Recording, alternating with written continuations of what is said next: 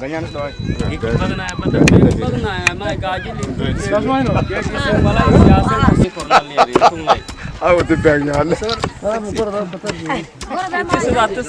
wasiirka wasaaradda gargaarka iyo maareynta masiibooyinka dowlad goboleedka Koonfur galbeed iyo agaasimaha wasaaradda sarkaalka socdi hay'adda Islamic Relief iyo booqasho ka saadi kaamamka kiyaala duleedka magaalada Baydhabo iyo markii kaamamka deereeynayo waraysadayeen dadka ka jar kaamamka sidii xaaladda iyo maadaama la ka jar xilliga jiilaalka saasoo kale wasiirkii aan kuur galay intiis wal ku ogaad heerka waxbarasho barakacyaalka ka jar gudaha magaalada Baydhabo sidii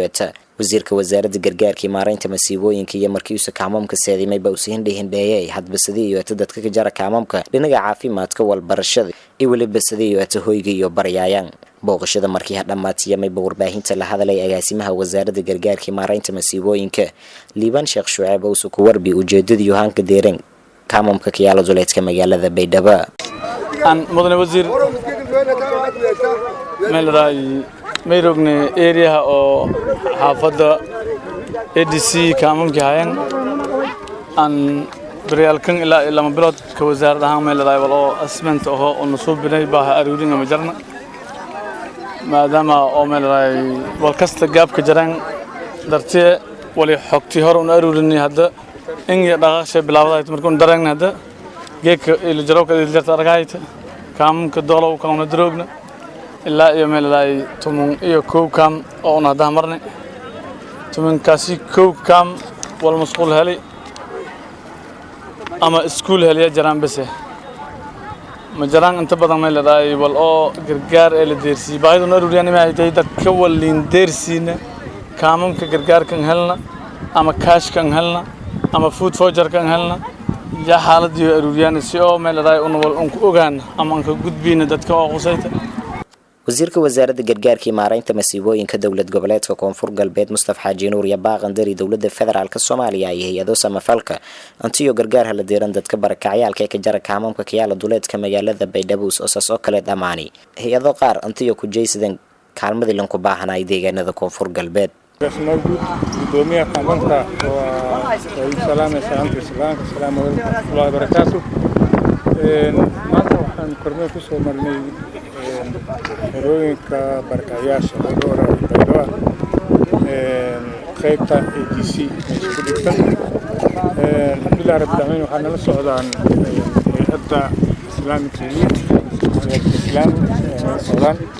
oo in muddo gacan weyn ka geysanaysa maaragtay daryeelka barakayaasha maanta qorsheena waxa inaan fiirino wixii iskuulaadka xaalkooda iskuulaha ka dhiman meeshan in la sameeyo ayaan rajaynaynaa ayaala kale oo maaragtay barakayaasha u baahan waxaan leenahay wasaaradda waa insha Allah wasaaradda waa dhaqaajinay waa socotaa dad badan ayaa waxaa la siiyay waxa raashin iyo voucher iyo cash inta waa xeelaan xaalkooda insha Allah waa si fiicnaan doona mar qiyaamad soo socda ninkan dadka barakayaasha waxaan ka codsanaynaa in ilmahan kulliin iskuulka loo helo waalidis doona iskuulka insha Allah waa kooda hadane Islamic Relief iyo kaleba waxaan ku maxrinayna aad iyo aad madina hay'adaha gacantan ugu siinahay maaragtay daryeelka barakayaasha aan rajaynaa mardow xaaladda laga soo bixi doono dadkan mardow waxaan insha Allah siimada doonaa inaan awoodno shaqo loo awooro dadkan si oo mardow guriyooda soo noqdaan anaga dawlad ahaan amarka madaxweynaha waa ka qabnaa waxaan rabnaa dadka in guriyahooda kaalmo lagu siiyo ma in Baydhabo laga keeno insha Allah qorshahaasna dawladda ka dawlad ahaan oo noo gaaminaya madaxweyne Sheekh Xasan waa arintaas ku kala doon insha Allah hay'adana waa la gaarsiinay waana wadi doon insha Allah dadku waxaan leeyahay waxay dhibaato jiraan insha Allah agaasima waa soo wareega markasto